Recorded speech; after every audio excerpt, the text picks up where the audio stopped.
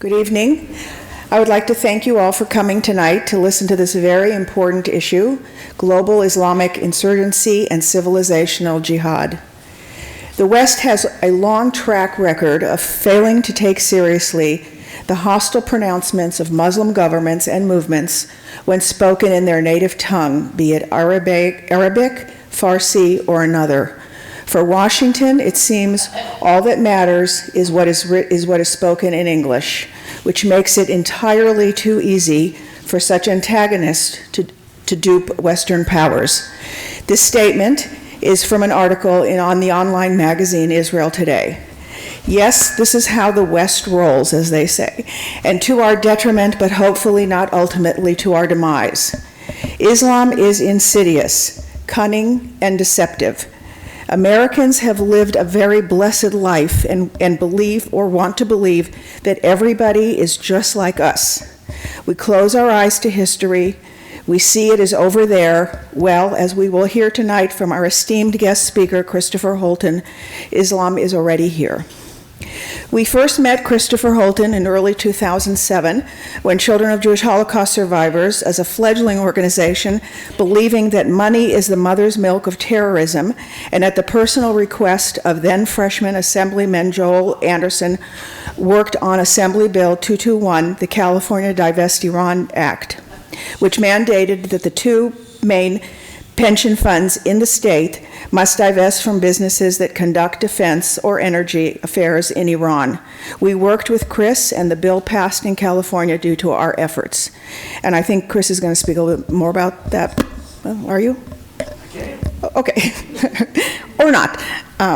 Chris was kind enough to agree to stay an extra day and educate us on another critical aspect of Islamic insurgency that is rarely spoken of and has already been quite integrated into our financial system. This is Sharia-compliant finance and jihad with money. Sharia-compliant is not just another financial product. This discussion will take place tomorrow night at my home in Woodland Hills, and if anyone here is interested, please let us know, and I'll give you directions and everything. If you are able, I urge you to attend. We will have refreshments and hot coffee. Christopher Holton is Vice President of Outreach at the Center for Security Policy. He directs the Center's Divest Terror Initiative and Sharia Risk Due Diligence program, and has been involved in legislation in 20 states to divest taxpayer-supported pension funds from foreign companies that do business with the Islamic Republic of Iran, the Islamic Republic of Sudan, and the Syrian Arab Republic. Since 2008, Chris has been editor-in-chief of the Shariah Finance Watch Blog. In 2005, he was co-author of War Footing, published by the US Naval Institute Press. Chris's work has also been published by National Review, Human Events, The American Thinker, Family Security Matters, Big Piece, World Tribune, WorldNet Daily, NewsMax, and thehayride.com. Before joining the center, Chris was president of Blanchard & Company, a $200 million per year investment firm, and editor-in-chief of the Blanchard Economic Research Unit. Christopher blogs at terrortrendsbulletin.com. We thank the Lux Hotel for their generosity and graciousness in providing us with this beautiful venue, and the staff for their attention and detail to us in helping us. At this time, kindly turn off your cell phones and other electronic devices. It is with great pleasure and honor that I give you Christopher Holton of the Center for Security Policy. Thank you very much. Sorry about the delayed introduction there. Very happy to be here. I really appreciate you all having me out to Los Angeles. This is a wonderful venue. I don't get to speak at venues as nice as this ordinarily. I've been following Doris on Facebook for years now. We worked together on the Divest Iran bill here in California, which was really an ice-breaking bill for the whole movement to divest taxpayer-supported pension systems around the country. If Assemblyman Anderson's bill had not passed in California, we probably wouldn't have been able to pass another bill in any other state, because getting it done over the objections of CalPERS and CalSTRS in California was a monumental task, and it was really done by a Noah's Ark coalition that Assemblyman Anderson and Dorse and others put together out here. It was really a monumental achievement. Unfortunately, we've seen Obama pretty much undoing all of it now, and giving the farm away to Iran. And that kind of serves as my segue into the rest of this presentation. I'm going to give you two caveats up front. Number one, this is not going to be a fulfilling, uplifting speech. You're probably going to have a headache when you leave. You should have a headache when you leave. I don't have a pleasant message to impart. I give this speech, and I have for about 4 years now. It's a fragment of information that could fill up 3 days. And the reaction is the same no matter who I speak to, no matter where I speak. It's not going to be a happy time. The second thing is I'm going to say right up front that the overwhelming majority of Muslims in the world have no interest in jihad, have no interest in terrorism, and are nonviolent. That's not what this presentation is about. We'll talk about that during the course of the presentation, but I'm going to say that up front. Okay, so with no further ado, I'll go ahead and get started, because here we are about over a dozen years since 9/11, and we don't understand the enemy. In fact, we are making a concerted effort now as a country to not understand the enemy. We have an administration in power that seems to be hell-bent for leather on making sure that we don't understand our enemy. They have purged all of the training materials for the military and law enforcement and intelligence agencies of any reference to Islam or jihad in talking about our enemies in this war that we're faced with. What I'm going to present to you tonight is something called the global Islamic insurgency, and this is what we're faced with. We're going to cover the global Islamic insurgency by looking at each of those three words: global, Islamic, and insurgency. We're going to explore exactly what each one of those words means. We'll start with the word global. Many people in this country still today tend to think of this war as just what's going on in Afghanistan, or maybe what was going on in Iraq and Afghanistan, and they think that that is the whole war. Well, how many people here, and Doris tells me this is a very informed audience, so probably there's going to be a lot of you who are going to recognize some of this. How many people here are familiar with organizations called Abu Sayyaf and the Moro Islamic Liberation Front in the Philippines, who are waging an insurgency on the island of Mindanao? And their goal is to establish an Islamic state ruled by Sharia law on Mindanao. And over the last decade or so, there's been over 5,000 people killed in that insurgency. How many people were aware that there is an Islamic insurgency going on in southern Thailand, in which Islamic insurgents seek to establish an Islamic state in southern Thailand ruled by Sharia law? Over 2,000 innocent civilians have been killed in that violent insurgency over the last decade. In Somalia, I'm sure everybody's familiar with an organization called Al-Shabaab, which is an offshoot or a new affiliate of Al-Qaeda. That organization's goal is to establish an Islamic state ruled by Sharia law in Somalia and other parts of the Horn of Africa. Across the continent, in Nigeria and Cameroon, there's an organization called Boko Haram. That organization has as its goal to take the northern provinces of Nigeria and establish an Islamic state ruled by Sharia law. I know everybody's familiar with Hamas. Hamas, its goal is to replace Israel with an Islamic state ruled by Sharia law. Hezbollah, their stated goal is to establish an Islamic state in Lebanon ruled by Sharia law. Afghanistan, the Taliban, their goal is to establish an Islamic state ruled by Sharia law. In India and Kashmir, Lashkar-e-Taiba and other organizations, their goal is to establish an Islamic state ruled by Sharia law. Has anybody detected a pattern here yet? Their goal is to establish Sharia law. It's their code, it's their goal, it's the enemy threat doctrine. To understand our enemy, you must understand Sharia. We've seen it in parts of Europe where there are now literally no-go zones.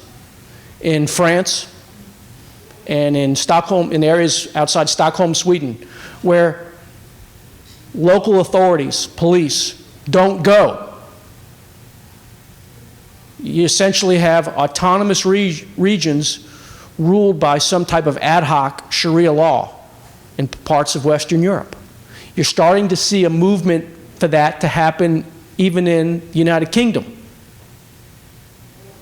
In Stockholm, Sweden, there are enclaves where if there is a medical emergency or a fire emergency, the paramedics and the fire department have to have armed police escorts to go into these areas to perform their duties because it's that bad in these areas of Sweden, in these autonomous zones.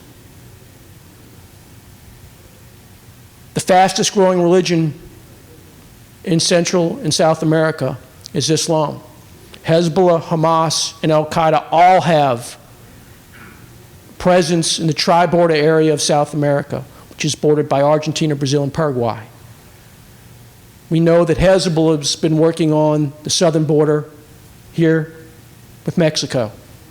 In April of 2005, then FBI Director Mueller testified before a House committee that Hezbollah was involved in human trafficking on the US border with Mexico. This is a global war. It's not just going on in Afghanistan and Iraq. It's happening all around the world. I didn't cover it all. There are dozens of other organizations in many other places around the world. I didn't talk about Chechnya. I didn't talk about so many other aspects of this. But the point is, it's global. And yes, it is Islamic. And this is the part of the presentation that's probably rather controversial. So we'll talk a little bit about the fact that this is Islamic. We can deny that it's Islamic. We can pretend that it's not Islamic. But that doesn't change anything. Shortly after 9/11, President Bush said, Islam is a religion of peace. Islam is a great religion. These types of things are not done in the name of great religions. So this was a case of Al-Qaeda hijacking the religion. Well, he made a basic mistake when he made that statement. In US military doctrine, there is a principle called the intelligence preparation of the battlefield. And in the intelligence preparation of the battlefield process, intelligence assets are supposed to go out in a completely objective, unbiased manner and research the enemy's intentions, capabilities, and motivations, come back and report to command authority and our leadership with their findings. When President Bush said Islam is a religion of peace and this could not have been done in the name of Islam, he violated that process. He made an assumption. And that assumption has, frankly, infected our war effort ever since. Because here's the thing.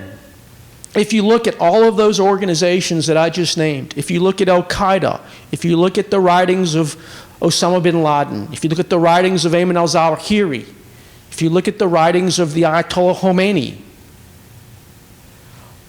they do what they do in the name of Islam.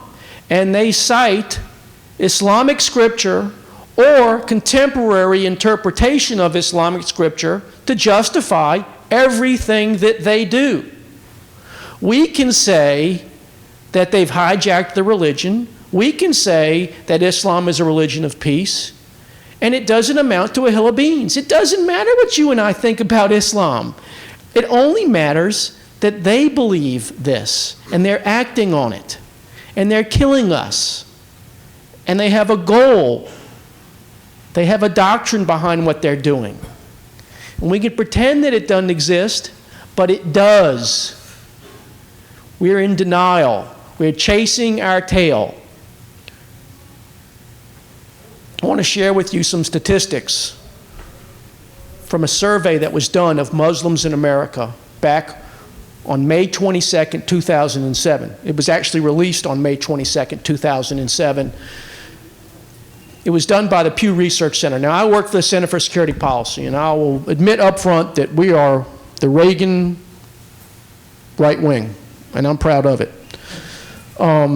The Pew Research Center is generally thought of as being left of center. In 2007, in a survey that they released on May 22nd of that year, they did an exhaustive study of the opinions and demographics of Muslims in America. It was a celebration. I remember when they held the press conference for the report, and you can find the report online. It's called Muslims in America, Middle Class, and Mostly Mainstream. And in fact, that title does correctly reflect most of the information in that report.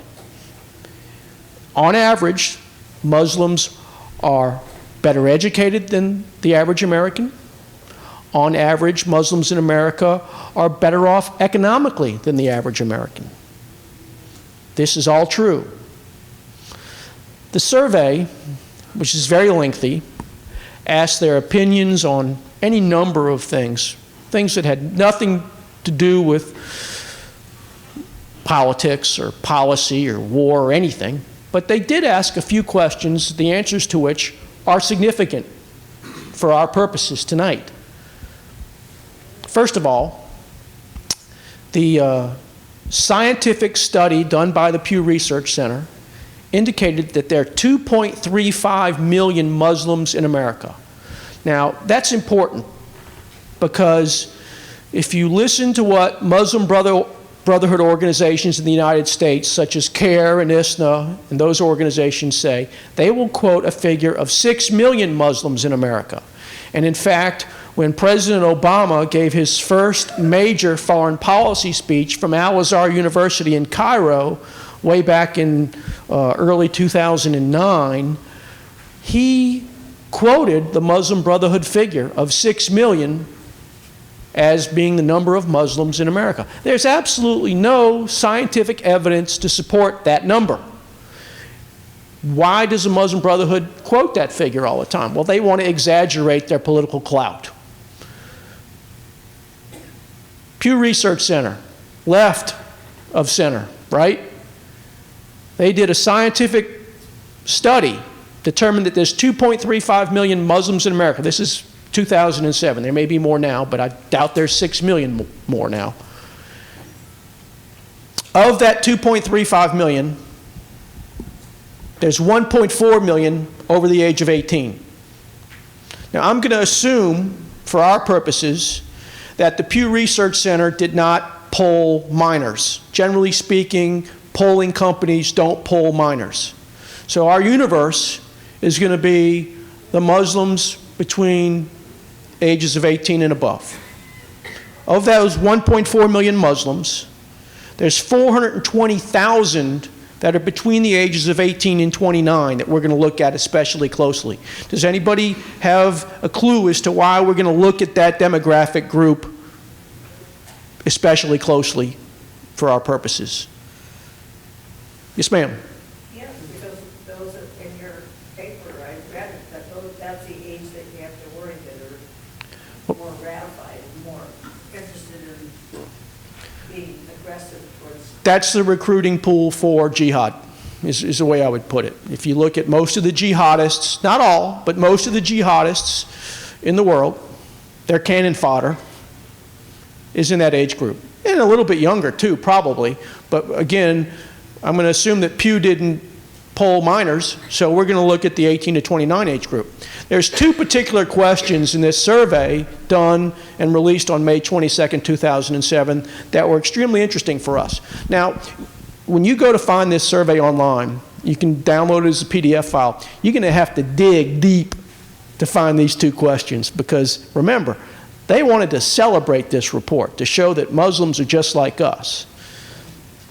But these two questions, when you go and actually read the fine print, I mean, they didn't talk about them in the press conference or in the press release when they released this report. But if you go and you look, there's two questions that are especially interesting, let's just say. First question, can suicide bombing of civilian targets to defend Islam be justified? Now, we all know what suicide bombing is, right? Civilian targets. We're not talking about suicide bombing of military targets, not the Marine barracks in Beirut in 1983, not Israeli army outposts, not US military outposts in Afghanistan or any place else.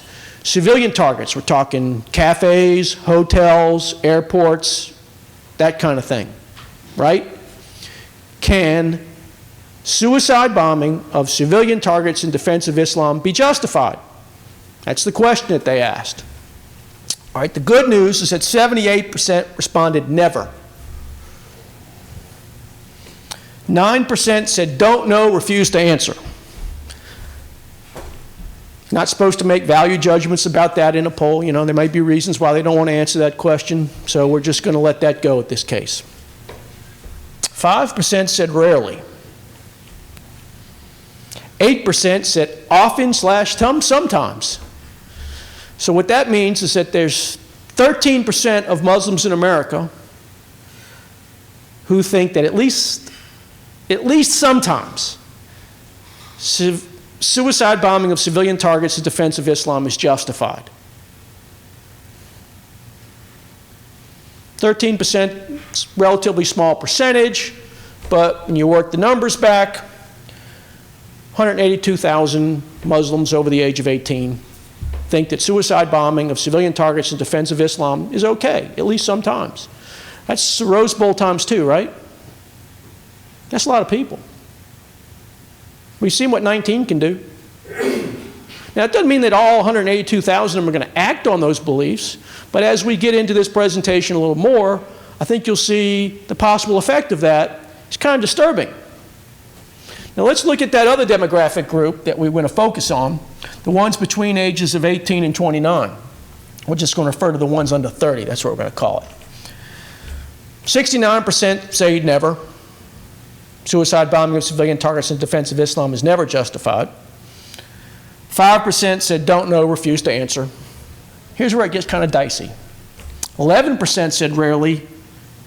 15% said often/sometimes. Now, this survey was taken in America, not in Baghdad, not in Cairo, not in Tehran, not in Gaza, in America. 26% of Muslims under 30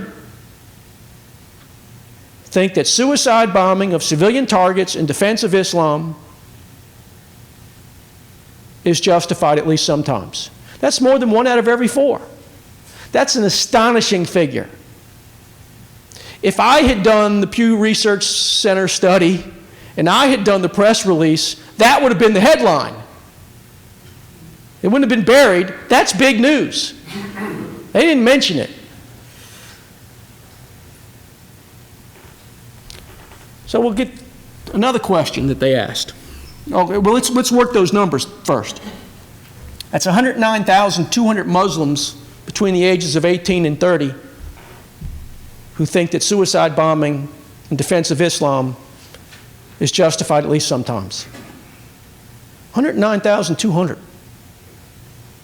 From the same demographic group that Al-Qaeda, Hamas, Hezbollah, all those other organizations recruit from.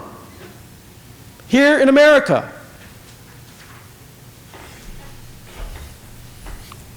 Second question that they asked, what is your view of Al-Qaeda? Now, everybody knows what Al-Qaeda is. Pretty straightforward question. Doesn't matter if you're Muslim or Jewish or Christian or Hindu or Buddhist or atheist or none of the above. 58% said very unfavorable. 27% said don't know, refuse to answer. Now I have a bit of a problem with that because we know it can't be that they don't know. Everybody knows who Al-Qaeda is. Anybody that's got a TV, this is a study that was done in 2007, post 9/11 era. 27% don't know, refuse to answer. To me, that's like if someone came up to them in 1943 and said, so what's your opinion of the Nazis? I don't know, I refuse to answer. I mean, back where I'm from, that would get you beat with a bicycle chain.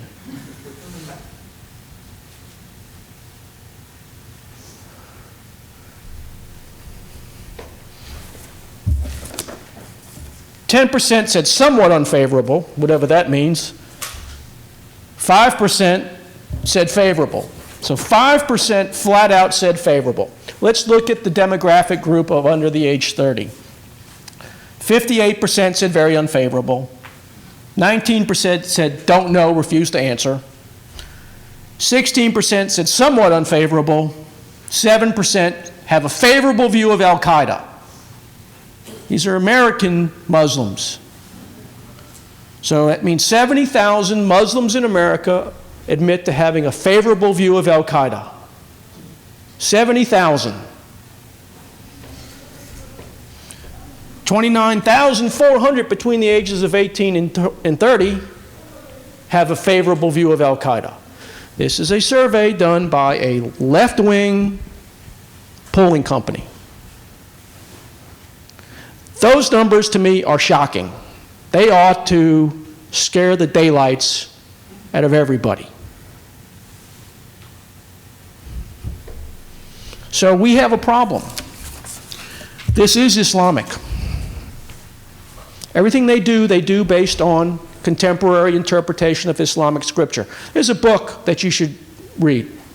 It's called The Al-Qaeda Reader. It was written by Raymond Ibrahim.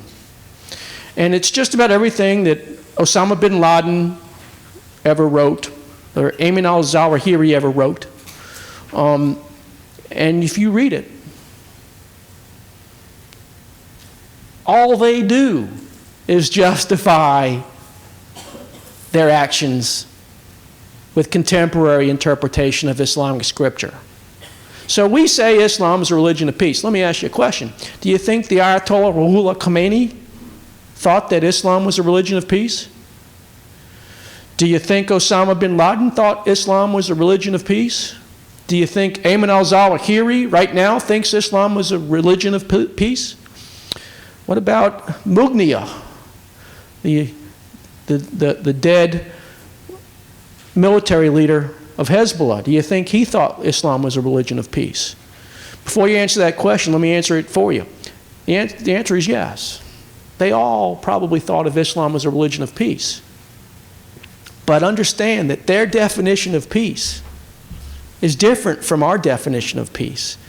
As Westerners, we view peace as the absence of war, the absence of conflict. That's peace, right?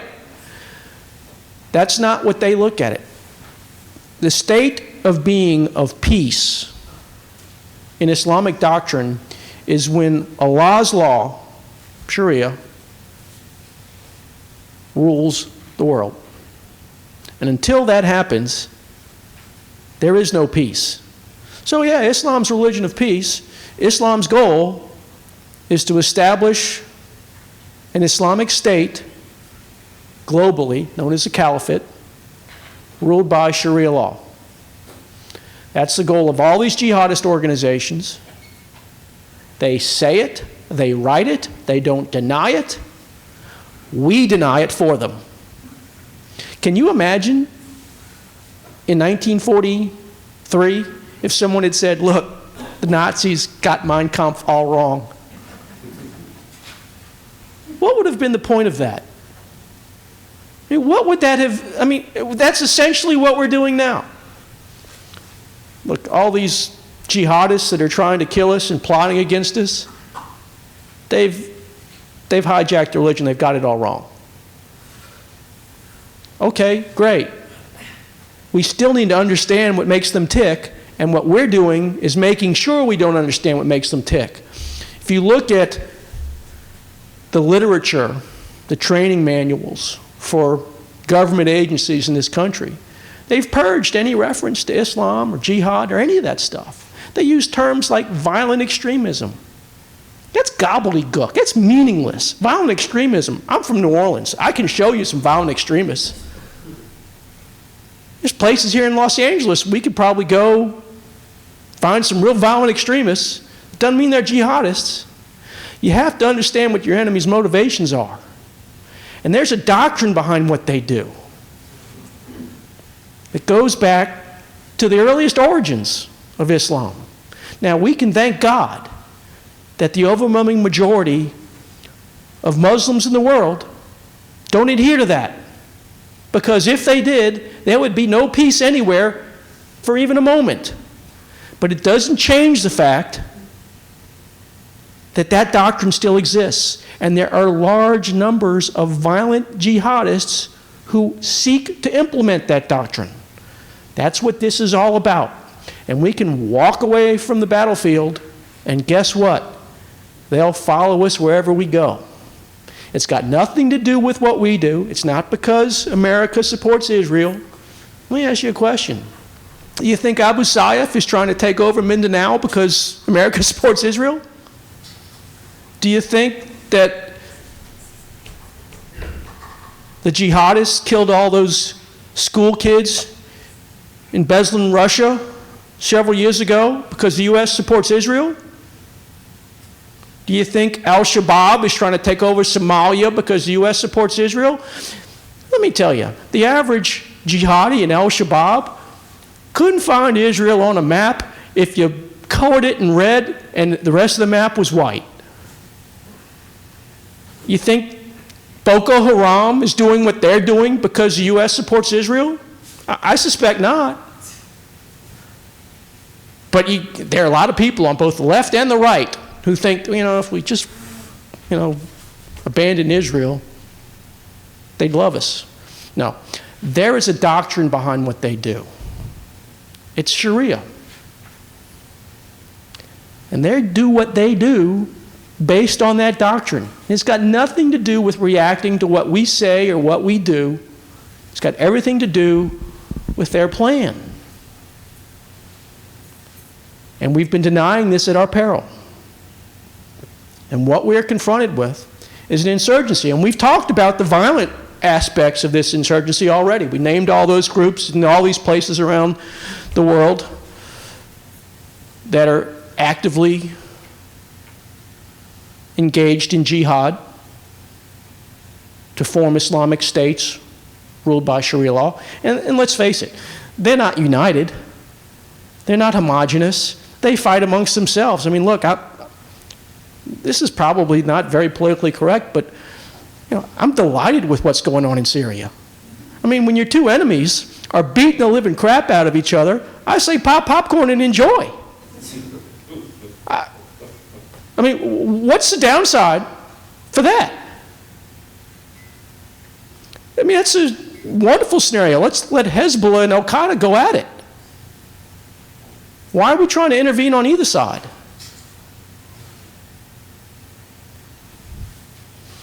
But the fact is, on the battlefield, it's been proven over and over again that they cannot match the U.S. military.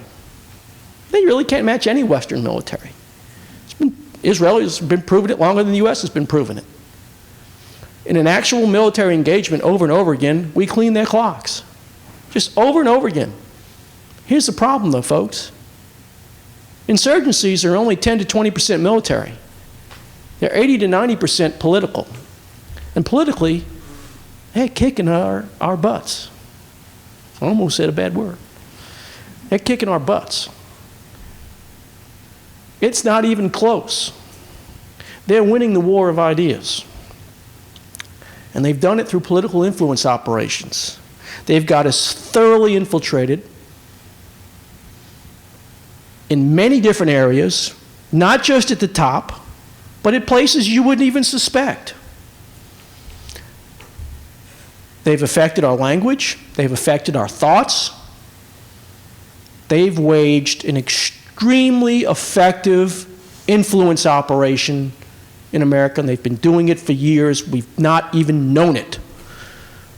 Now, there's many different organizations in the world that are engaged in this, but the primary organization in the United States that is waging the political aspect of the global Islamic insurgency is the Muslim Brotherhood, which, when I used to give this speech a few years ago, nobody ever heard of the Muslim Brotherhood. Now, I go to tea parties in Bogalusa, Louisiana, and they all know who the Muslim Brotherhood is. But just for my own entertainment, the Muslim Brotherhood was founded in 1928 in Alexandria, Egypt, by a school teacher named Hassan al-Banna. And al-Banna was really angry about something that had happened a few years before in modern-day Turkey. Turkish leader Ataturk had dissolved the caliphate. Now, up to that point, the caliphate, the Ottoman Empire, had essentially become a figurehead. Nevertheless, the caliphate still existed, and there were a lot of Muslims in the world who thought of this caliph as their leader, despite the fact that he had no power and no influence. So when Ataturk shut it all down, it was a humiliating experience for them. And to them, it's still like it happened yesterday. But in 1928, the reason the Muslim Brotherhood was founded was with the goal of reestablishing the caliphate to rule over the Islamic world. Wow, that sounds awful familiar, right? Establish an Islamic state ruled by Sharia law. Where have we heard that before? Have I mentioned that tonight yet? Maybe 10 or 12 times, 20 times, I don't know. The goal of the Muslim Brotherhood, the political wing of the global Islamic insurgency, is identical to that of the violent wing of the global Islamic insurgency. If I had to give an analogy, I'd say groups like Al-Qaeda and Hamas are kind of like the SS, and the Muslim Brotherhood is kind of like the Nazi Party.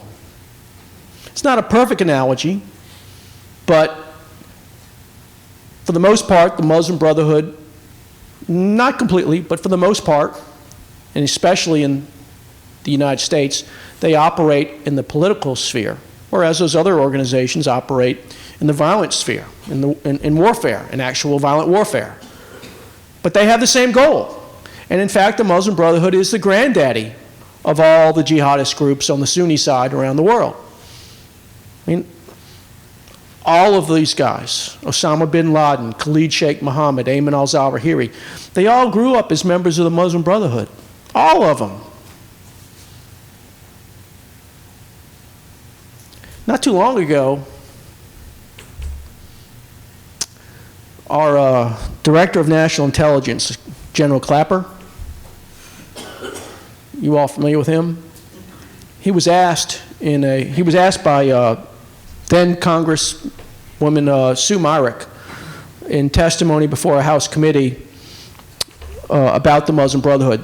She asked him this right as things were getting real hot in Egypt. And he said, "Oh yeah, we know the Muslim Brotherhood. They're mostly secular, peaceful group." You know, she was like, "We are in deep trouble."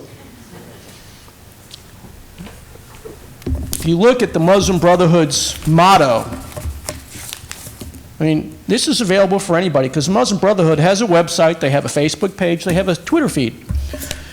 Their motto: Allah is our objective, the Prophet is our leader, Quran is our law, Jihad is our way, dying in the way of Allah is our highest hope.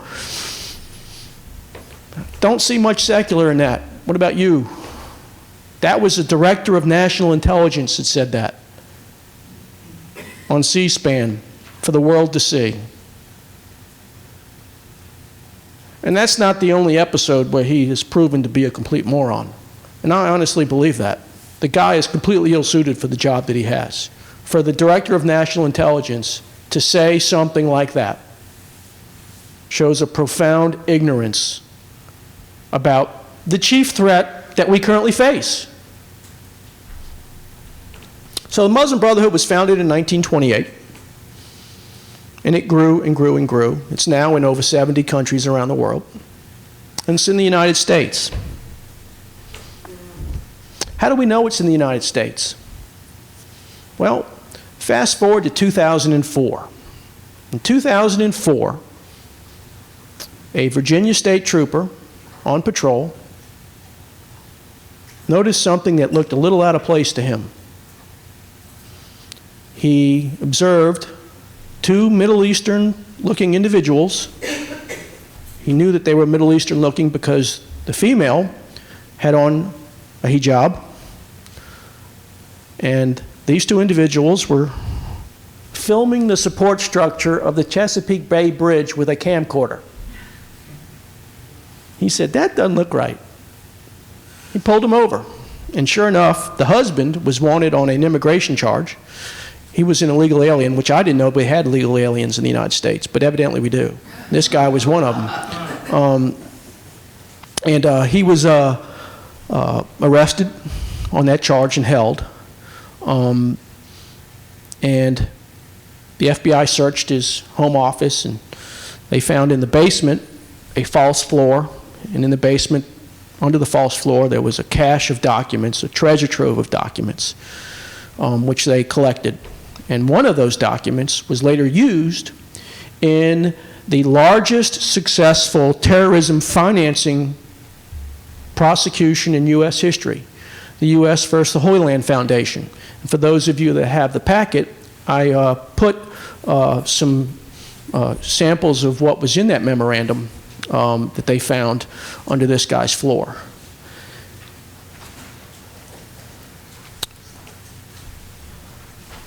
The memorandum, and there's the Arabic version I put in there simply because it has stamped at the bottom, government exhibit U.S. versus the Holy Land Foundation. Incidentally, all of the defendants in this trial were convicted on all counts, and they're going to be in jail for a very long time. The Holy Land Foundation at the time was the largest Islamic charity in the United States. And just as an aside, do you know how the Holy Land Foundation got to be the largest Islamic charity in the United States? Well, what's that? Well, yeah, but the Islamic charity that had been the largest Islamic charity in the United States before this one had been shut down because it was found to be funding jihad. And you know how that one got to be the largest Islamic charity in the United States? The one before that got shut down because it had been funding jihad. And then the Holy Land Foundation stepped up to the plate, and they were subsequently shut down because they were funding jihad. Again, are we seeing a pattern here? They entered into evidence in this trial, this document, an explanatory memorandum on the general strategic goal of the group in North America. Now, the group is the Muslim Brotherhood, all right? Now, this document was stipulated to by the defense. Are there any attorneys in the room? Your attorney, sir? Would you please explain very quickly what the term stipulated means? No contention, both parties agree. Right. So they agreed. Basically what it means is that both parties agreed that this document is authentic and accurate, right? They didn't challenge what was in it. Okay? So this document, which was found in this guy's office and entered into evidence in this trial in which all defendants were convicted on all counts, was stipulated to by the defense. They didn't challenge it. It was 18 pages long, and they didn't challenge it. There's a lot in that 18 pages, and you can find it online. I think on the Center for Security Policy's website, we have it somewhere as a PDF file. I know Steve Emerson has it as a PDF file somewhere on his site, too. There's a lot of places you can get it if you want to read it. But there's one particular paragraph that's particularly enlightening. Before I read this to you, let me say the word ikhwan means brothers in Arabic. That's what the Muslim Brotherhood refers to themselves as, all right? This is a document referring to the Muslim Brotherhood's role in the United States, okay? The ikhwan must understand that their work in America is a kind of grand jihad in eliminating and destroying the Western civilization from within and sabotaging its miserable house by their hands, in other words, our hands, non-Muslims, and the hands of the believers, the Muslims, so that it is eliminated and Allah's religion is made victorious over all other religions. That is the mission statement for the Muslim Brotherhood in the United States. Now, on page 18 of this memorandum, they were kind enough to list their affiliates in the United States. Now, this is another slightly controversial part. On this list of 29 organizations is every major Muslim organization in the United States. I didn't say some of the Muslim organizations in the United States. I didn't say most of the major Muslim organizations in the United States. I mean all of them. All of the major Muslim organizations in the United States are on this list. We're not going to go through all 29. I know you're probably appreciative of that. But I am going to talk about a few of them.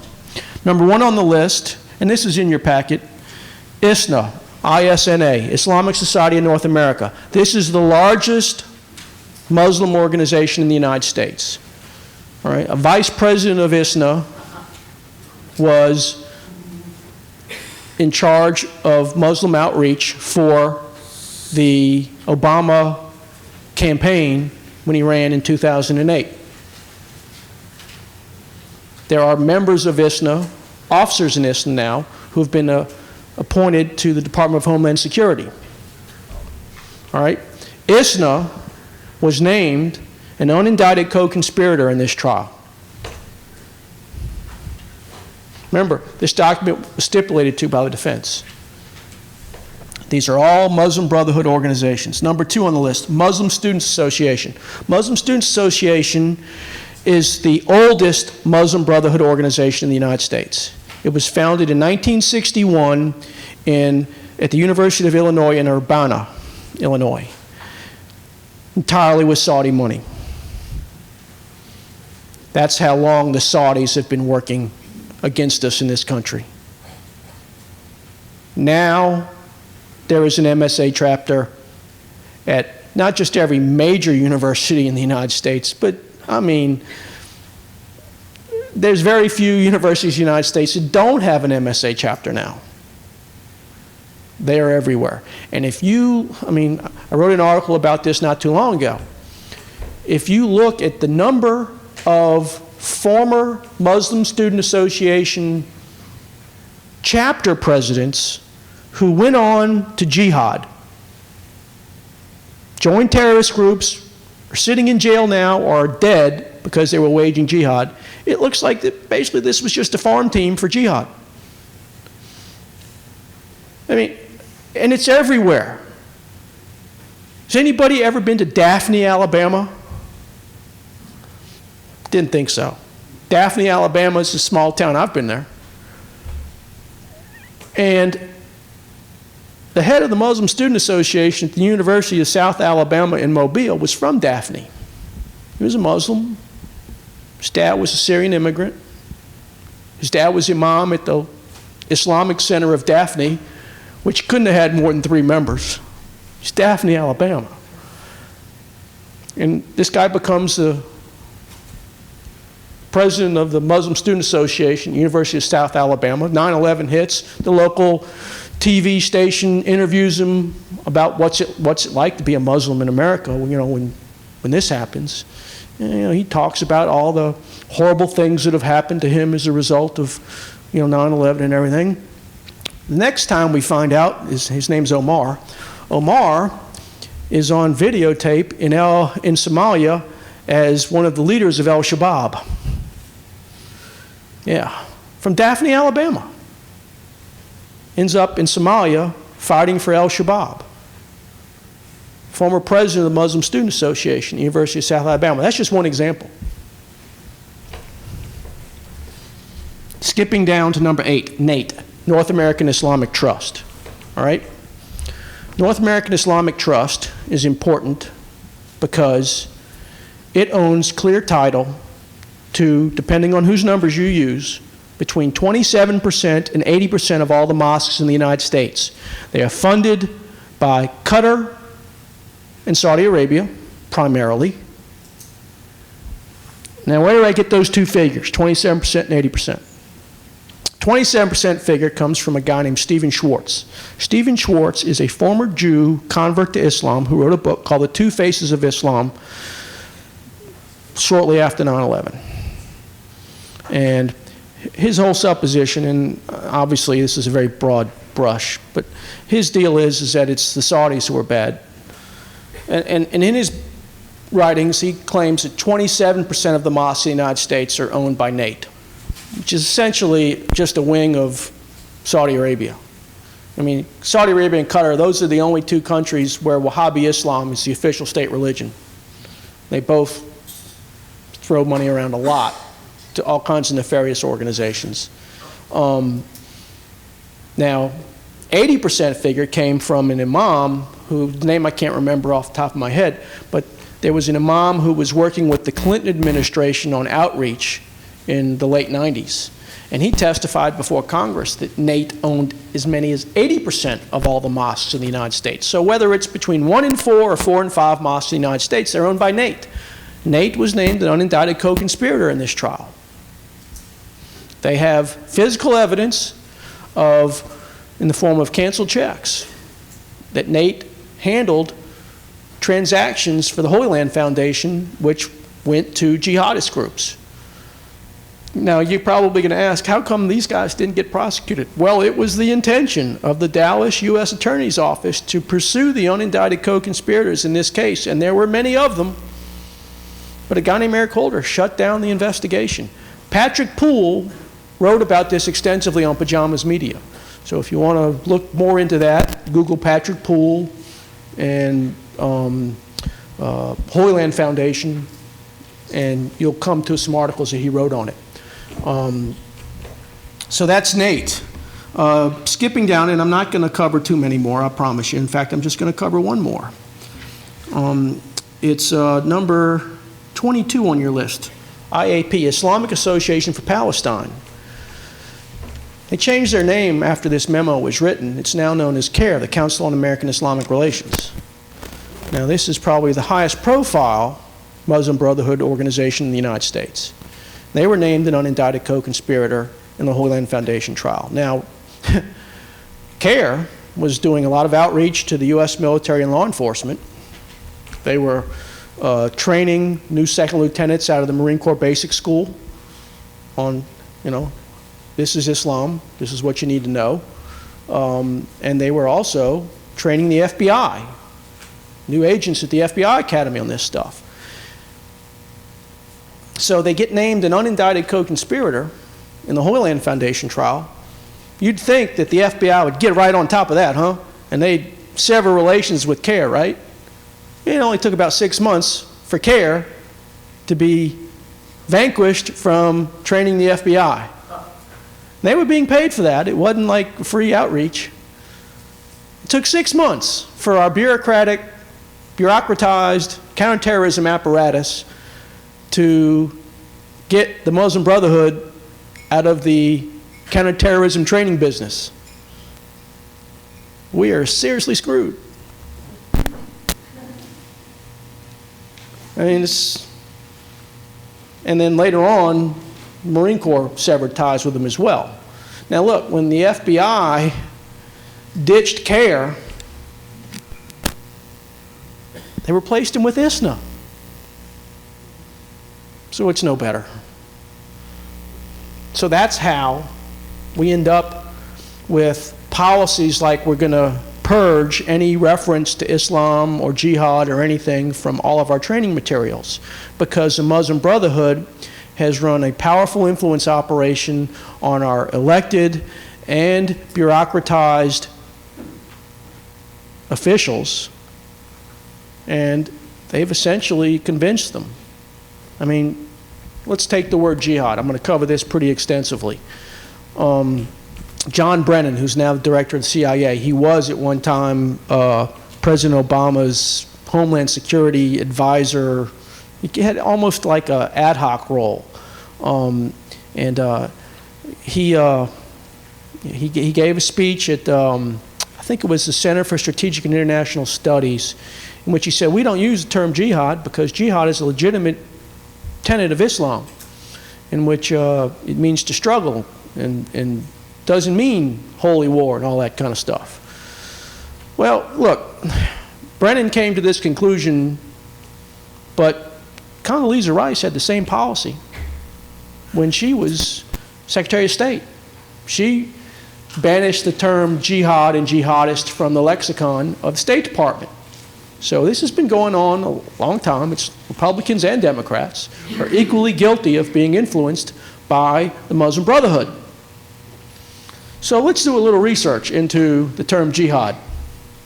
What does jihad mean? Well, I got a few reference books here. We can look at the term jihad from a few different perspectives. The first perspective I want to look at it from is from the perspective of Sharia. This book is a book you should have if you're interested in this subject. You can buy it off of Amazon for $29.95. It's called Reliance of the Traveler. All right? It is a 600 or 700-year-old manual of Islamic sacred law. It is widely regarded throughout the Islamic world as an authoritative work. It's been endorsed by Al-Azhar University, which is like the Harvard Law School of Sharia. Several different Middle Eastern governments have endorsed it as well. If you can look in the book and see these endorsements. So they have a section on jihad in here under Islamic law, which is contemporary interpretation of Islamic scripture. Jihad. Jihad means to war against non-Muslims and is etymologically derived from the word mujahada, signifying warfare to establish the religion. Huh? How could that be? Jihad just means to struggle. It means an internal struggle. Book's 600, 700 years old. Can't possibly be right. It's outdated. Oh, okay. This is a book written in 2005 in Saudi Arabia called A Summary of Islamic Jurisprudence. In fact, Sharia. This is volume 1. There's a second volume as well. And they got a section on jihad in here.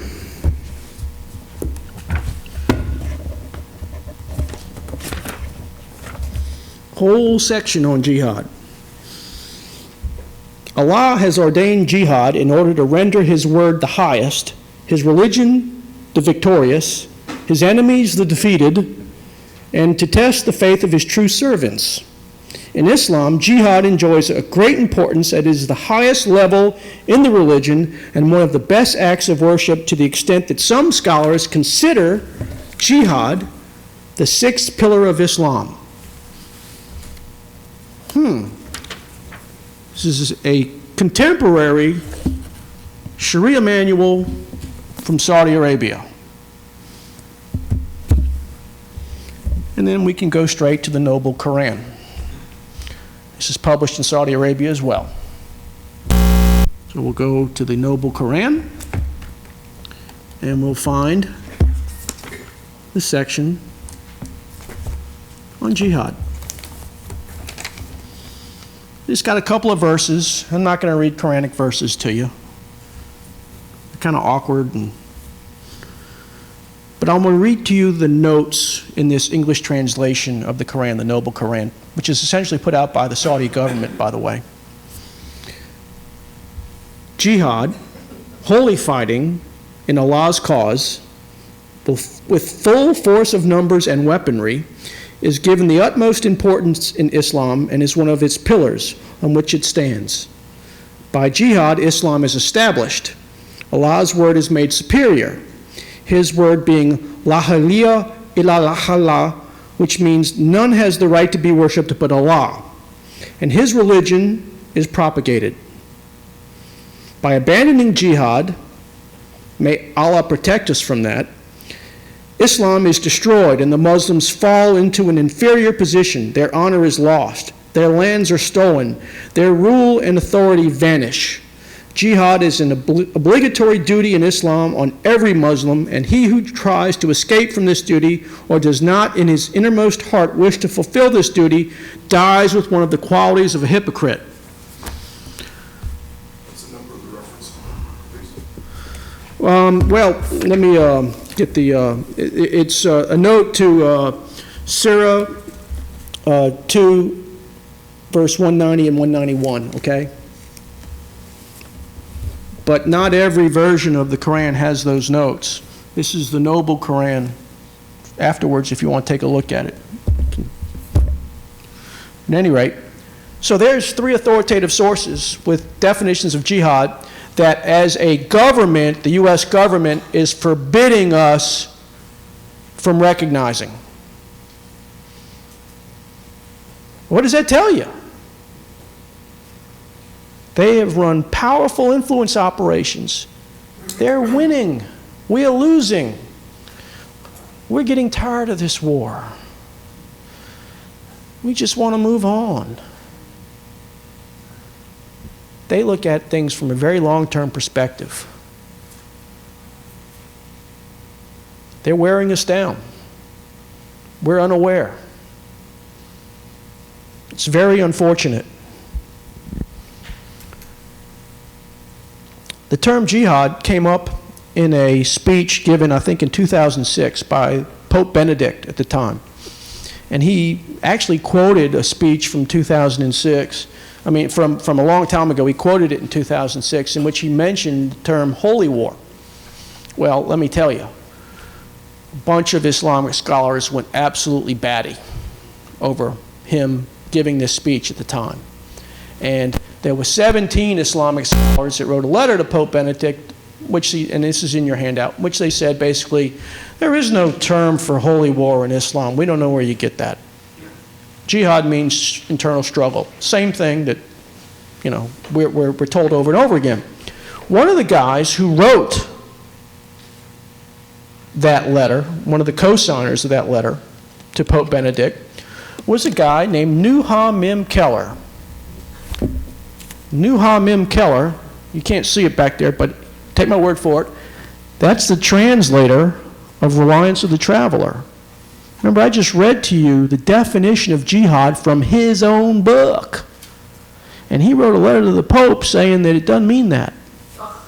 So was he lying when he translated the book, or was he lying to the Pope when he wrote the Pope? Nuha Mim Keller is an American. He grew up in America. Converted to Islam, and like everybody else, moved to Syria. Where he is now, I suppose. Translated that work. There is a doctrine in Islam, in Sharia, and there's whole sections in Reliance of the Traveler on this, called permissible lying. Taqiyya. What taqiyya essentially says is that a Muslim, in order to promote Islam, is required to lie if necessary. Now, some people say that they're permitted to lie. Actually, they're required to lie if necessary. That's what Nuham M. Keller was doing. He wrote a letter to the Pope which contradicted his own work. So the idea that they would tell, the Muslim Brotherhood would tell our governmental leaders and our bureaucratized counterterrorism apparatus that jihad is a meaning that it doesn't really have is not a big surprise. What's surprising is that we would buy it hook, line, and sinker. That's what's a shame, because we've bought into what they're saying. These powerful influence operations are illustrated by a guy who I have some pictures of in your handout. There's one of your handout, there's a picture of Al Gore and Bill Clinton with a guy in the middle. Then below that, there's a picture of Grover Norquist with the same guy. Grover Norquist is a Republican activist. And then below that, there's a picture of this guy with President Bush. Who is this guy? The guy was Abdul Rahim Al-Amoudi. All right?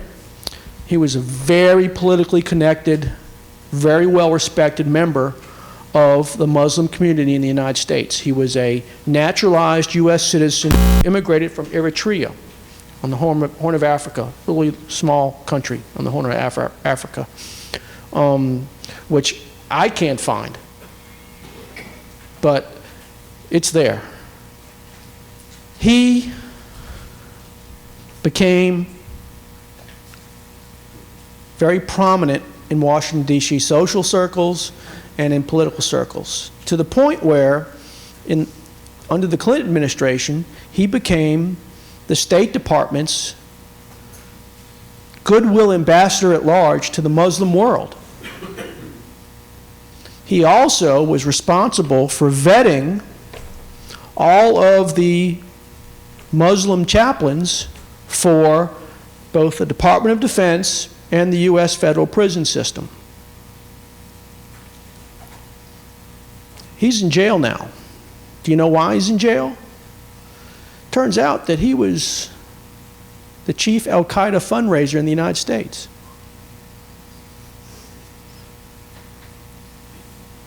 But he was also an officer with CARE and an officer with ISNA. How did they find out that he was an Al-Qaeda member? Through electronic eavesdropping devices of some sort or another. They intercepted a phone call of some known Al-Qaeda operatives in Africa. They were talking to somebody in America who was mad.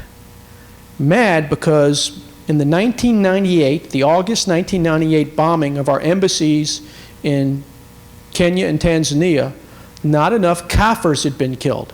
I think it was like 212 people killed, and the overwhelming majority of them, as is typical of jihadist attacks, were innocent Muslims.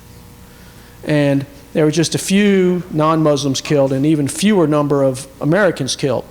And I mean, he was heard saying in this recording that, you know, you really need to figure out how Hezbollah does this because they do a much better job. And it turns out it was our goodwill ambassador at large to the Muslim world who was having this conversation with his Al-Qaeda colleagues. The British arrested him. He had a suitcase full of cash, which Muammar Gaddafi had given him, evidently to hire a hit team to kill a member of the Saudi royal family, which, I mean, in that hall of mirrors, you know, who knows? But he was convicted and sentenced to 23 years in prison, and he's in prison now. He got close to the Bush administration via a guy named Grover Norquist. Grover Norquist established something called the Islamic Free Market Institute with seed money from Abdul Rahim Al-Amoudi, who was also Al-Qaeda's financier in the United States, coincidentally. And Grover Norquist was really good buddies with some of the folks in the Bush administration. and he got Al-Moudi in to see Bush. And, you know, the Bush guys didn't know who he was or anything. And, you know, that, as a result, you got pictures of Al-Moudi, the Al-Qaeda guy, with Bush right after 9/11. I mean, these are very effective influence operations. If this guy hadn't made the mistake of having the phone conversation with a couple of Al-Qaeda guys in Africa and getting discovered, we may never have found out that he was Al-Qaeda's chief financier in the United States. I mean, he was in charge of vetting all the Muslim chaplains for the federal prison system and the U.S. Department of Defense. He was the State Department's goodwill ambassador at large. Look, this is not the only example of something like this happening. And these things happen, and it's just nobody knows about it. Nobody seems to pay attention. Yes, ma'am? Would you talk a little about Blanchard and her connections with the Brotherhood? Well, I don't know that Jared, I mean, her connections are with Iran. I mean, she's got connections in Iran. And I don't really know exactly the nature of those, but they're Iranian. They're Iranian. We're going to have a question and answer. Yeah. We can start the question and answer now if you'd like. Is that okay? It's up to you. That'd be fine. I think there's a lot of questions. Can we start the question and answer now? Chris, how many important people in Washington know what you know are interested in listening to you? I'm fortunate in that I don't have to go to Washington because I work state-level initiatives, and my job is to brief state and local officials on this stuff. So I can't really tell you too much about the Washington scene. I have colleagues that do that. And look, there are some, but there's not nearly enough who are focused on this. And in the bureaucratized counterterrorism apparatus of Washington, D.C., I mean, it's virtually ignored. I mean, you see examples over and over again. If you read Paul Sperry's book, Infiltration, I urge you to read that. I mean, one of the high-ranking counterterrorism officials of the FBI was asked by a reporter, kind of a gotcha question. You know, is Al-Qaeda Sunni? Is Hezbollah Shia? And he didn't know. He didn't even know. You know, so the answer to your question is not enough. I know that. And I have a very low opinion of Washington, D.C. I really do. I'm very happy to work on the state level around the country because it seems like people on the state level still want to know this stuff. There's a lot of people in Washington, D.C. that just don't want to hear this. They just don't. Does Governor Jindal know this? Oh, yeah. Yeah. He's one of the best in the country on it, in fact. I have received 2 extensive emails on inbreeding, which, according to the emails, the 50% of the Muslim population is inbred. They, courtesy of Muhammad, who married his cousin.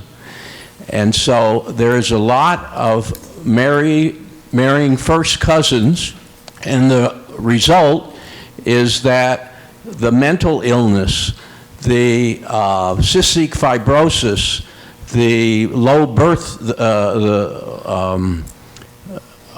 babies dying in birth, mental illness, lifespans. I mean, it goes on and on and on. The result of this inbreeding. Have you ever dealt with this? Yes, there is a high level of cousin marriage in the Islamic world, and it's a problem. One of the things we work at on the state level is to try to ensure that states have laws against cousin marriage. Believe it or not, there's some states that still don't have laws against cousin marriage. It's one of the things that need to be worked on the state level. And that's the kind of thing that the state level really is useful for, because those types of laws are state level family laws. But you're right. Cultural? It's just not cultural? Well, I don't know what you mean by cultural. This culture of marrying your relatives as opposed to legal or law. Well, look, I'm from the South, and there, not too long ago, we don't do that anymore, but not terribly long ago, there, so yeah, it probably is somewhat cultural, but there's a basis for it in Islam as well. I mean, if you read the writings of Ayatollah Khomeini as an example, I mean, he had definite, specific instructions when it came to who you could marry and who you couldn't marry, and how close of a relative you were allowed to marry and what you were not allowed to do. So it's also part of Islam and Sharia, in addition to it being cultural. Could you comment on the peculiar relationship of Hillary Clinton and Huma Abedin? Yes, that's an excellent question. The question was, can you comment on the relationship between Hillary Clinton and Huma Abedin? I can't really comment on Hillary Clinton's relationship with her, other than I think that the Saudis in particular have thoroughly influenced the Clintons. Thoroughly influenced the Clintons. I mean, they talk about the Bushes and the Saudis. Let me tell you, the Clintons are right there with them. If anybody could possibly be influenced by the Saudis, it would be the Clintons. Now, Huma Abedin, which was her former chief of staff, who was married to Anthony Weiner. I mean, why anybody would marry Anthony Weiner is a mystery to me, much less a Muslim female whose parents were both members of the Ikhwan. And, Andrew McCarthy has done excellent work on this in National Review. I urge you to find his articles on this subject, because he really did the drill down on this, and he discovered a few things. Like, Huma Abedin was the editor of a newsletter, and her name was on the masthead for several years, that was published by a guy who was a known al-Qaeda financier, Huma Abedin. Now, a story I like to tell is that, back in the Cold War days, 1983, if you happen to be an 18-year-old joining the military, you had to fill out a form. And on that form, well, you had to fill out a lot of forms. But one particular form, they asked you if you had visited any one of a list of countries past a certain date. And it was the list of all the Eastern European, Warsaw Pact, and communist countries around the world, and the date that they turned communist. And if you had visited any of these countries, complete explanation of when you went there and why you went there. I mean, and this was just for someone that would be a lowly private in the Army, for instance.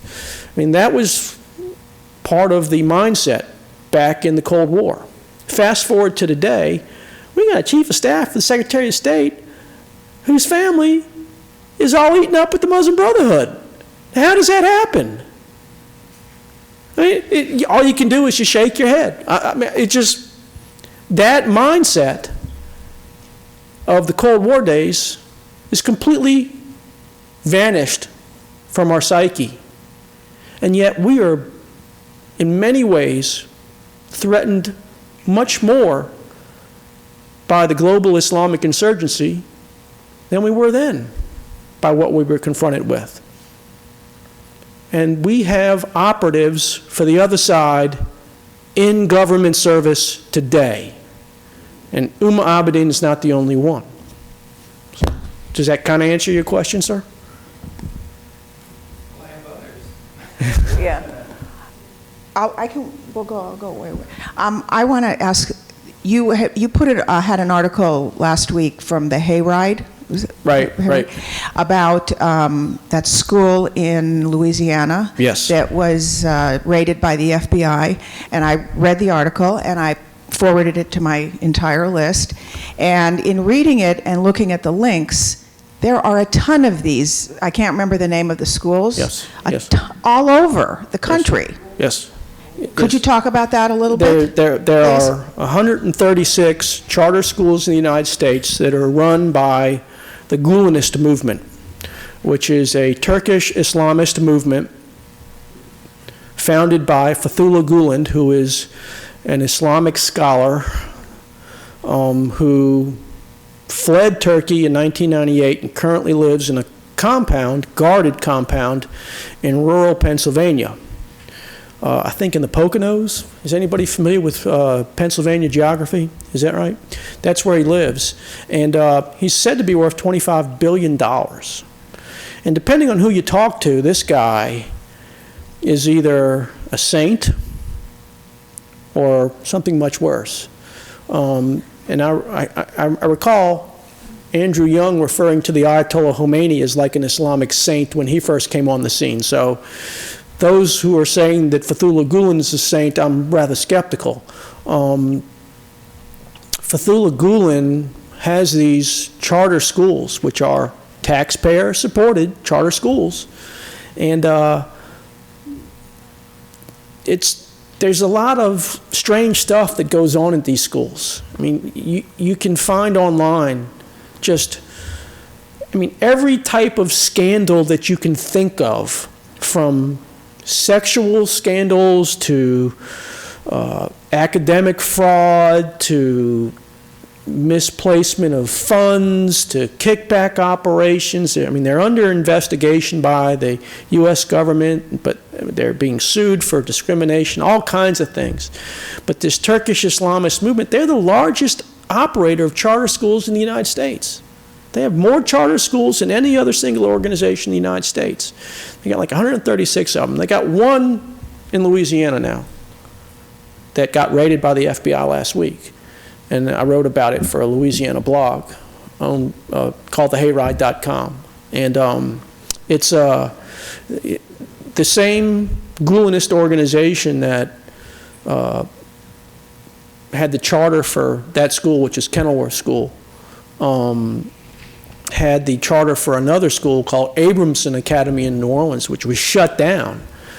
And the first thing that happened was that there was some type of sexual situation involving a young student. It's not clear exactly what that was. There was an investigation carried out.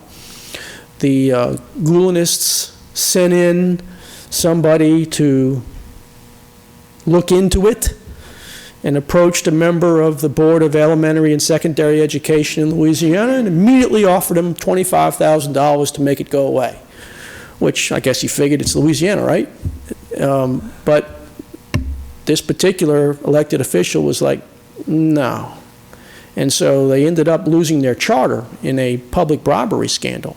So this remaining school that they had in Baton Rouge got raided by the FBI last week. And it still remains to be seen what's going to come of that. But, there's still a lot about this that is strange. And, this guy Fethullah Gulen that everybody says is a saint, he wrote a book, which I recommend to you. It's called The Prophet Muhammad as Commander.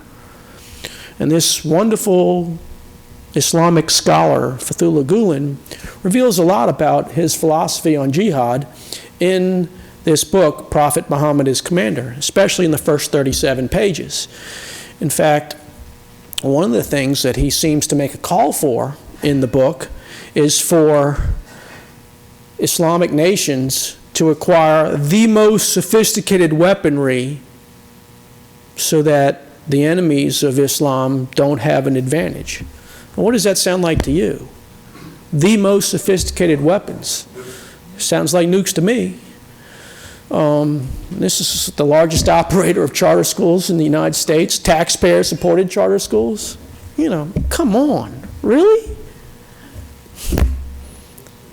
So. Okay, I'd like to ask, with the federal bill, the Comprehensive Immigration Act, I have heard whispers, and I've heard that it's really not about Mexico so much as it's about a plan, an attempt to bring in a lot of people from Muslim countries. I've heard that. I haven't looked into it. I really don't know that for sure. But look, there's a huge problem with these student visa programs where they're bringing, Saudis in again with almost rubber stamping them. How can we be so stupid?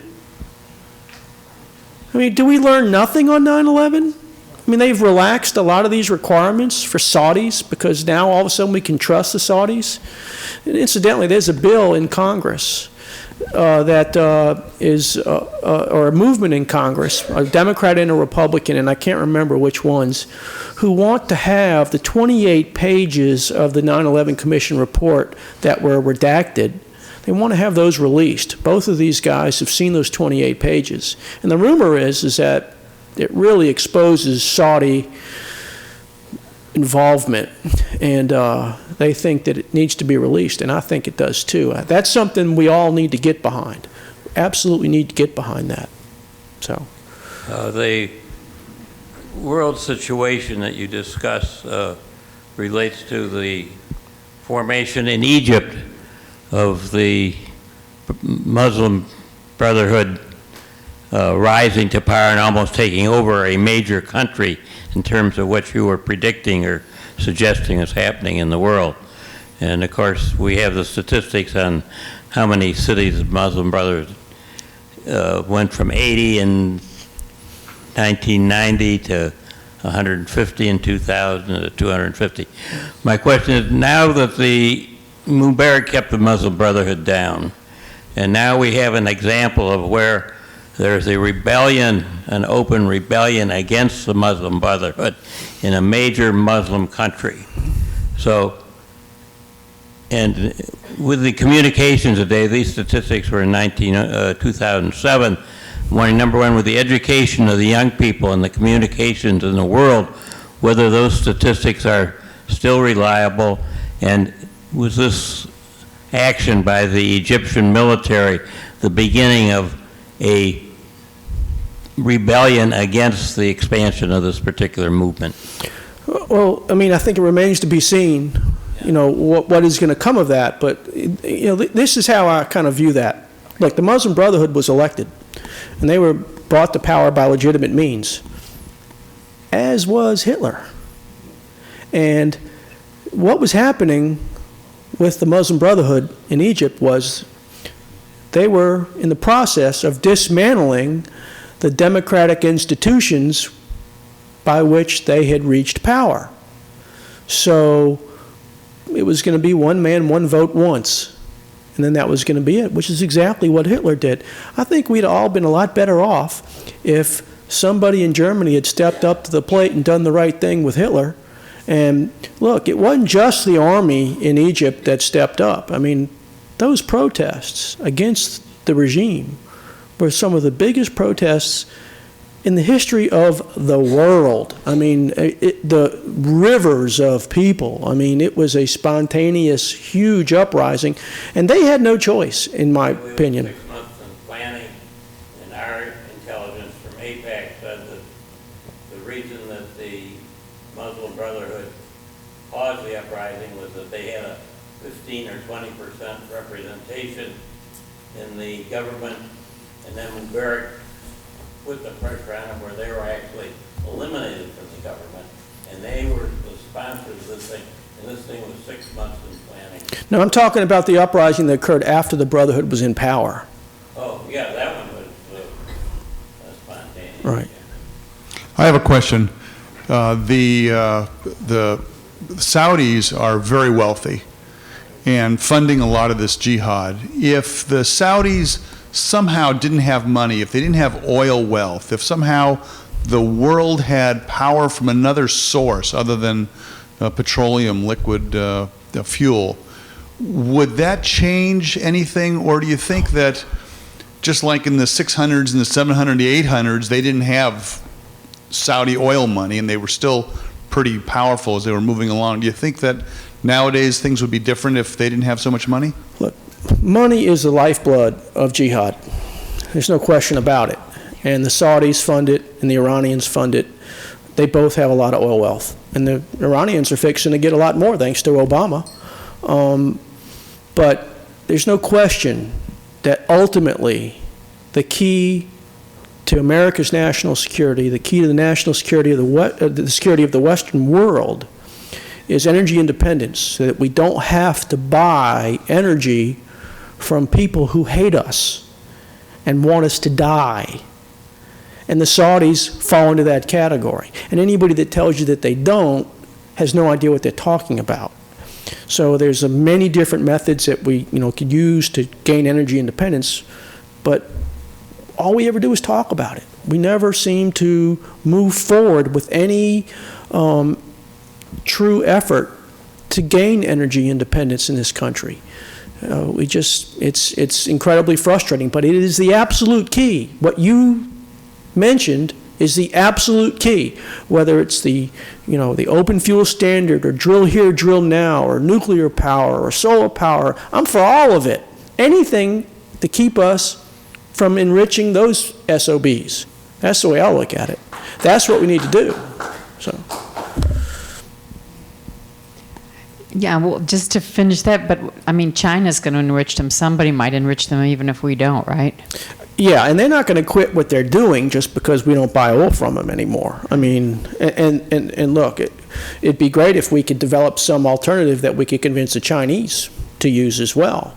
But, that's true. Look, the Chinese are nefarious as well. I mean, look, the Chinese are Iran's biggest customer. They, when the Western companies pulled out of Iran due to divestment and sanctions and things like that, the Chinese were jumping right in to take their place. So they're not helpful at all in this.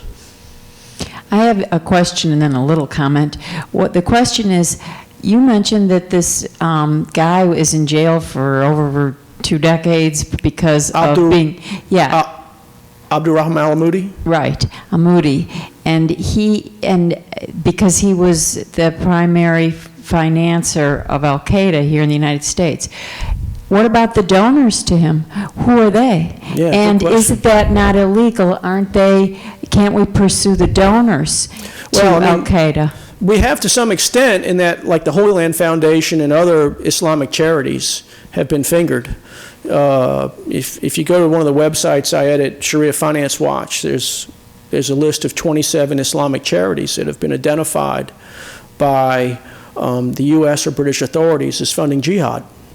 In addition, there's one particular Islamic charity called the Union of Good, which is actually like a united way for Islamic charities. It's an umbrella of 53 Islamic charities operated out of Saudi Arabia, and it's run by a guy named Sheikh Yusuf al-Qaradawi, who became rather famous because he was the Egyptian Sharia scholar that was banished to Qatar and went back to Egypt when Mubarak was overthrown. And that was designated a official foreign terrorist entity by the U.S. Treasury Department a few years ago. Made the Saudis really mad because it's their biggest charity. But one of the charities underneath the Union of Good was Cat Stevens' charity. Remember him? Yusuf Islam now. But remember, they wouldn't let him on the airplane, and there was a big hoopla. How can they not let Cat Stevens on the airplane? How come they can't let Cat Stevens on the airplane? How about because he has a charity run by Yusuf al-Qaradawi that gives money to Hamas? That's a pretty good reason not to let him on the airplane. As far as I'm concerned, he ought never be able to get on an airplane in the United States ever again. And then my other short question is, are you familiar with the Citizens for National Security that just published, they're out of Florida, they just published a major publication about CARE and all its lawsuits against, it's many, maybe in excess of 100 lawsuits against Americans. Yeah, and they've just published this. It might be useful, about I haven't seen that particular, but we've done some work on CARE as well. There's a lot of people who were either members of CARE or were officers in CARE or were employees of CARE who are now in jail on terrorism charges. A lot of them. More than you would feel comfortable with, put it that way. Oh, question. You indicated that in South America, the largest growing religion is Islam, which is basically in Latin America, yes. Which is basically a Catholic area.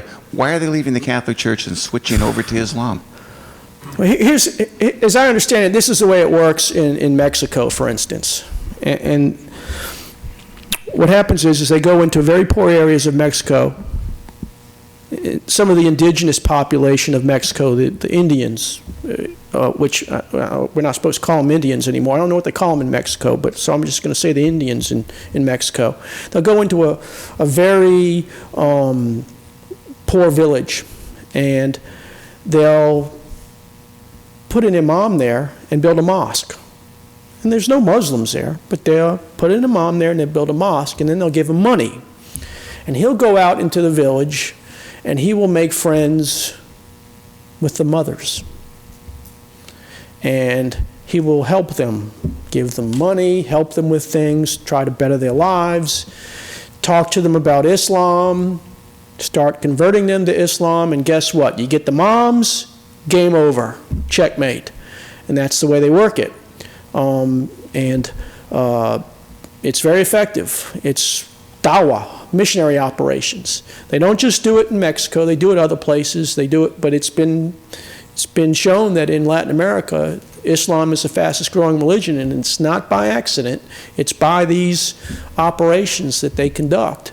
And they use that oil wealth that this gentleman was talking about to do this. I mean, the Saudis have spent $80 billion with a B over the last quarter century or so proselytizing Salafi, Wahhabi Islam.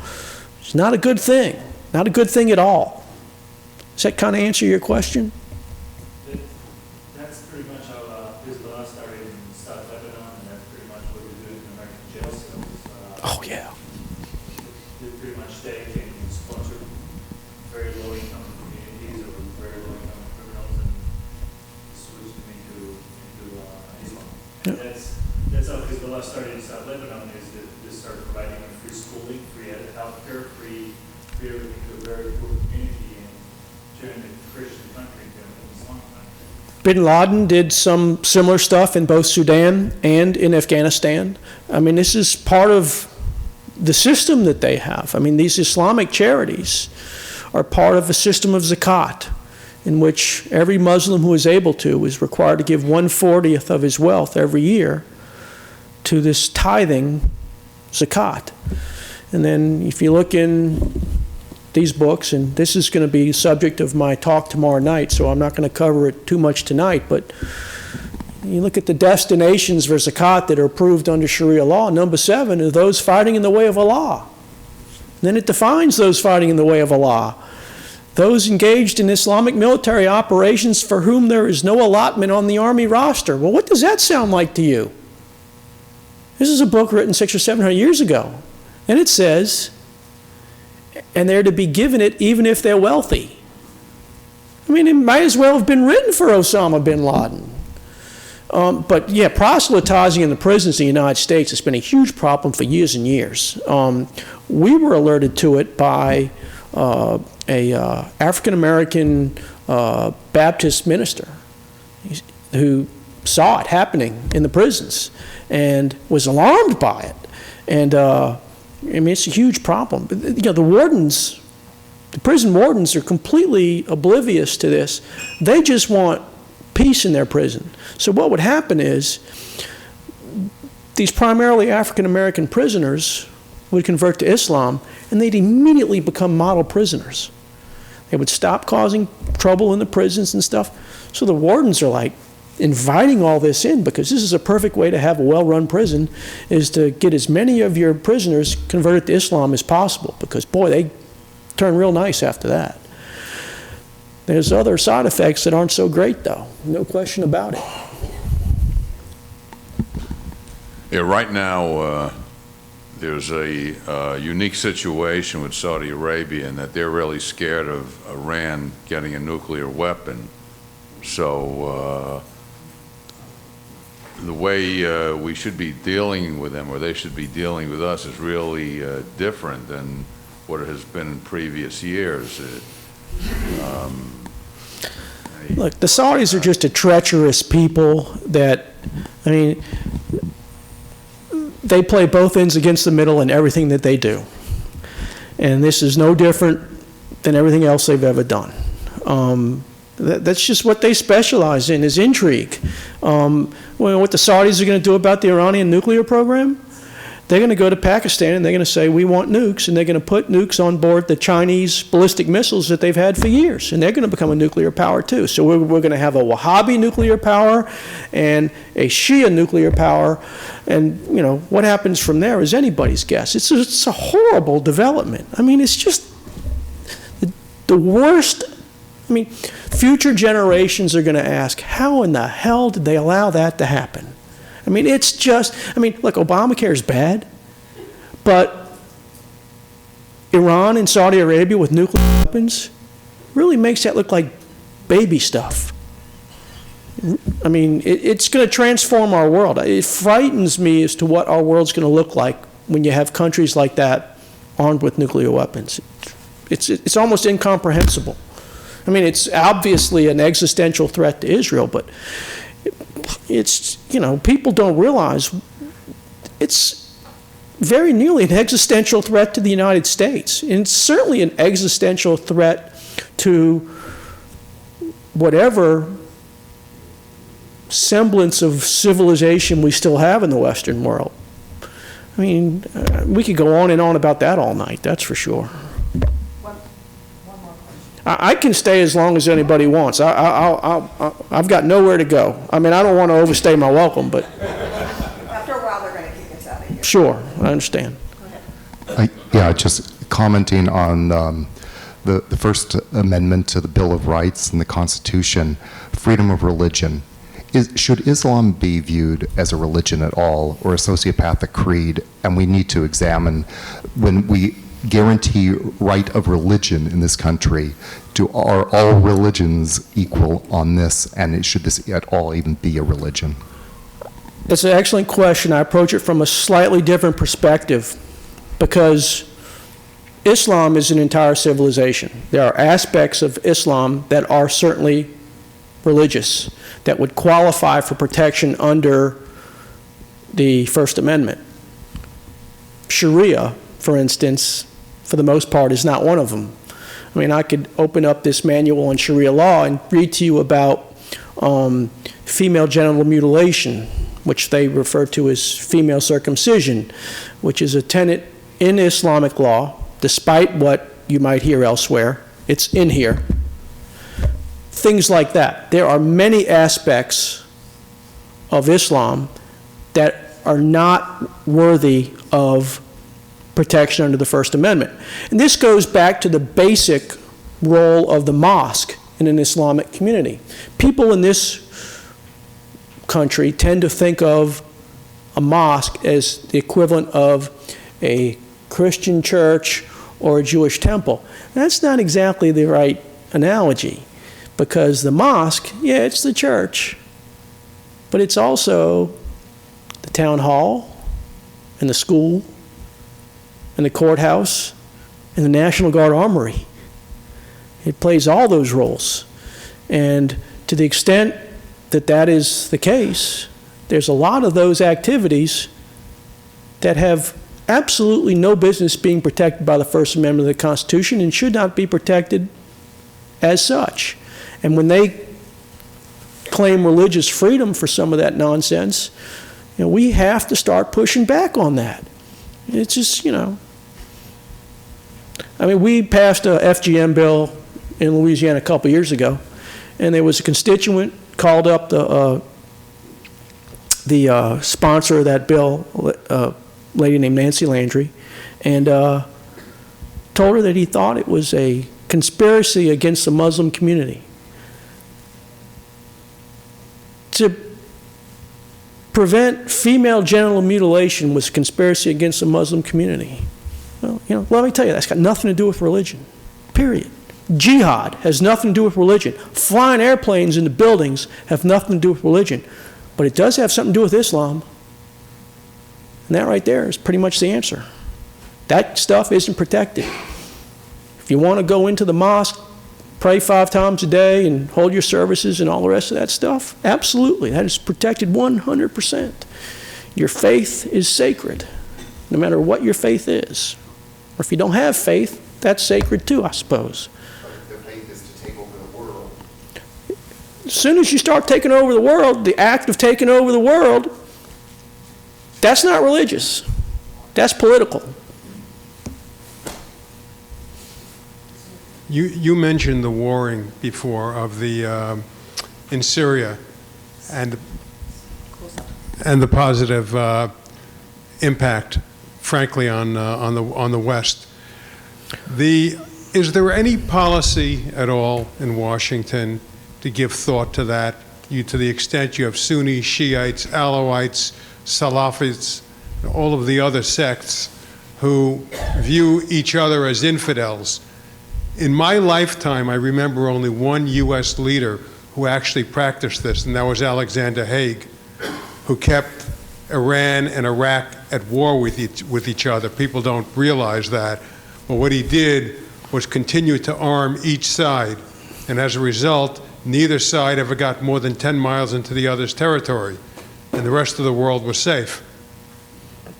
And Reagan eventually decided he no longer wanted to follow that policy, and that's when Haig resigned. But it stood the West in good stead to have that, to the extent they were fighting each other, they couldn't be making mischief with the rest of the world.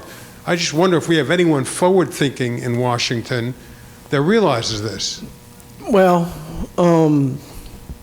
yeah, I think there's some people in Congress who recognize that we have no business intervening on either side in Syria, and that, you know, those two sides going at each other is not necessarily a bad thing. Now, I did not say that this is going to have a positive outcome for Western civilization. I don't know that that's the case.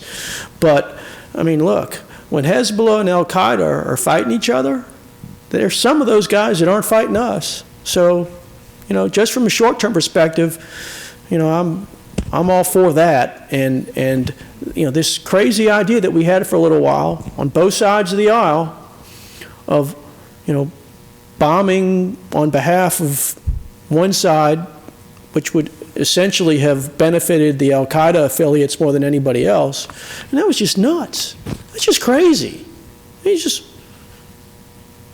stupid. I don't know what's going to happen in Syria, but I know one thing. There's not a side for us to pick right now. The Coptic Christians are getting the living hell beaten out of them right now in Egypt.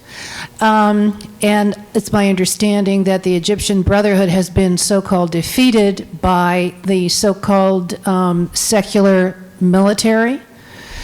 Why is the military not doing anything about that? Well, I don't know the answer to that question. I'm not going to pretend like I do, but the secular military may not be entirely secular. I mean, the guy who led the coup was certainly not secular. I mean, his wife was in the full burqa. I mean, he's not exactly secular.